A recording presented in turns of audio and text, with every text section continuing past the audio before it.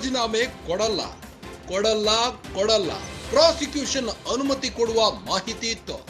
ರಾಜ್ಯಪಾಲರ ನಿರ್ಧಾರದ ಬಗ್ಗೆ ನಿರೀಕ್ಷೆ ಇತ್ತು. ನನ್ನ ವಿರುದ್ಧ ದೊಡ್ಡ ಷಡ್ಯಂತ್ರ ನಡೆಯುತ್ತಿದೆ.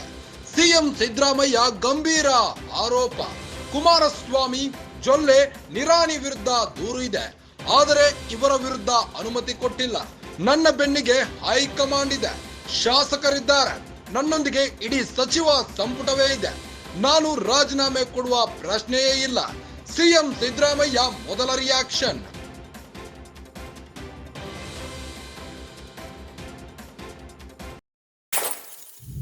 ಪ್ರಾಸಿಕ್ಯೂಷನ್ಗೆ ಅನುಮತಿ ನೀಡಿರುವ ಗೆಹ್ಲೋಟ್ ವಿರುದ್ಧ ಎಂದು ಸಿಎಂ ಸಿದ್ದರಾಮಯ್ಯ ಮೊದಲ ರಿಯಾಕ್ಷನ್ ನೀಡಿದ್ದು ಫುಲ್ ಕೆಂಡಾಮಂಡಲವಾಗಿದ್ದಾರೆ. ನಾನು ರಾಜೀನಾಮೆ ಕೊಡಲ್ಲ ಕೊಡಲ್ಲ ಕೊಡಲ್ಲ ಎಂದು ಪಣ ತೊಟ್ಟು ಕೂತಿದ್ದಾರೆ. ಪ್ರಾಸಿಕ್ಯೂಷನ್ ಅನುಮತಿ ಕೊಡುವ ಮಾಹಿತಿ ಇತ್ತು. ರಾಜ್ಯಪಾಲರ ನಿರ್ಧಾರದ ಬಗ್ಗೆ ನಿರೀಕ್ಷೆ ಇತ್ತು. ನನ್ನ ವಿರುದ್ಧ ದೊಡ್ಡ ಷಡ್ಯಂತ್ರ ನಡೆಯುತ್ತಿದೆ. ಸಿಎಂ ಸಿದ್ದರಾಮಯ್ಯ ಗಂಭೀರ ಆರೋಪಿಸಿದ್ದು. ಕುಮಾರಸ್ವಾಮಿ, ಜೊಲ್ಲೆ, ನಿರಾಣಿ ವಿರುದ್ಧವೂ ದೂರು ಇದೆ. ಆದರೆ ಇವರ ವಿರುದ್ಧ ಅನುಮತಿ ಕೊಟ್ಟಿಲ್ಲ. ನನ್ನ ಬೆನ್ನಿಗೆ ಹೈಕಮಾಂಡ್ ಇದೆ, ಶಾಸಕರಿದ್ದಾರೆ, ನನ್ನೊಂದಿಗೆ ಇಡೀ ಸಚಿವ ಸಂಪುಟವೇ ಇದೆ. ನಾನು ರಾಜೀನಾಮೆ ಕೊಡುವ ಪ್ರಶ್ನೆಯೇ ಇಲ್ಲ.